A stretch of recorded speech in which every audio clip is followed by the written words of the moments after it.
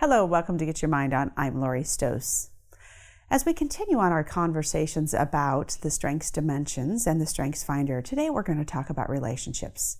Remember, previously we talked about executing, which is how do we get things done.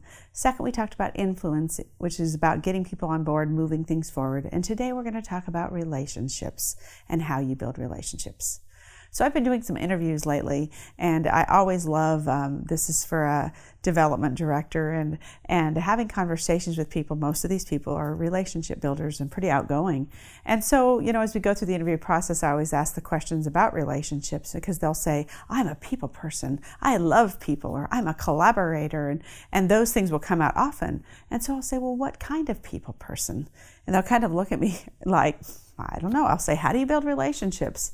And so when you ask that question, it's usually a little bit of a stumping of people going, I don't know, I just do it. Well, naturally, if we're good at it, we do just do it, and we don't separate it out into terms of this is the steps that I take, right? Because it's just a natural thing. But really, when we look at strengths, there's really 9 different ways to build relationships when we think about those ways to build relationships, because relationships are important. We all know that we need to build relationships, but how we go about it may be different. Some of us are one-on-one. We love to build relationships one-on-one. One of the strengths is relator. And sometimes people get a little bit, they look at that and think, oh, I have lots of relationships. And it's really intimate. Relationships with relator are very intimate. They're very trusting. They're kind of slow growing over time. That's a very different kind of relationship talent than maybe something that's a little bit more positivity, which is about, sharing my, glow and energy and being the, cheerleader of people and always looking at things in a great way.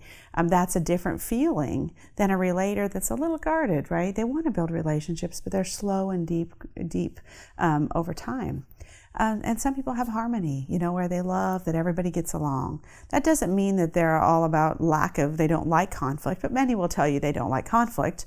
But some people with harmony are a little bit more about preventing conflict from moving forward. So they bring people together to make sure we're on the same page. Negotiators are sometimes really good people with harmony because they're just making sure that everybody's needs are getting met. We also have people that have empathy. Right, it's really about understanding the emotions of others. And when we really think about empathy, it's quiet, it's not always aggressive, it's sitting there just listening and grasping. I have a friend who has empathy, and it's interesting, sometimes we'll be on the phone and she'll call me later or text me later and ask if everything's okay, that she had kind of sensed that I wasn't feeling right about something, or she could sense that I was a little off. So she's just very in tune. We could have a conversation and I could not say one thing about it, but she would always know when that is. So relationships are important, but there's just different ways to build them. And I think it's important to understand, how do you build relationships? So there's a number of ways to do that, and Strengths kind of helps you define what are the ways so you understand this is the way I build relationships. Because I think that's really important, because if somebody has a lot of relationship talent, they sometimes have expectations of others in their relationships having the similar talents, or that they would treat them similarly. And then there's sometimes some expectations that people get a little disappointed. And so I think it's understanding that if you have some of that, knowing that other parties may not, that you don't have those expectations. So those of us who have a lot of relationship stuff, we sometimes have to manage that. I have individualization, which is about knowing and understanding the uniquenesses of others. So I love to understand how people tick. I love to understand how they work. And so sometimes I have to be careful because I have to manage it, because I'm asking lots of questions to get to know somebody, which if they're a relator or they're someone who doesn't maybe love relationships, that sometimes feels a little bit like I'm getting into their privacy a little. So you really have to understand and manage that in terms of the relationships. If some of us have relationship talent, how we have to, number one, understand how we manage it. Number two is understanding that maybe some people don't have that talent, and so our expectations have to be managed accordingly. Now, if you're managing people with the relationship talent, I think it's really important. I had somebody the other day that was working with their leader, and there was just something that wasn't right. There was a little conflict that I was called in to help manage. And as we were talking about it, this individual had a lot of relationship talent, and their boss, their leader, wasn't really spending any time with them and giving them what they needed. the person didn't feel like they cared about them. Well, the leader, of course, cared about them, but cared about them in a different way, because the leader was more about moving things forward, responsibility, loved project work, and kind of helping people grow through that.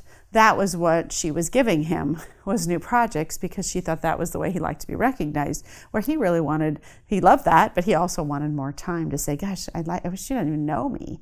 She doesn't even know what's been going on in my life. So I think that's important when you're managing, to understand, what does that person need from you? There's a question I have in a one-on-one development guide that's just about how often do we need to meet, or how much time do we need to spend together? And I think asking that question really gets to that, because some people need you once a week. Some people say, I don't need to see you but once a month. So really understanding, as a manager or a leader, what the expectations are with your person, and how those relationships and what those mean to you are. So for a positive charge this week, 1, think about you and your relationships. Do you like the relationship piece for you? Do you need a lot? And understanding that a little bit better. 2, if you don't have it, how do you build relationships? Knowing that if you're one that isn't building relationships, you might build it through thinking, or through asking questions. And 3, if you're managing others, be aware of what they need from a relationship perspective.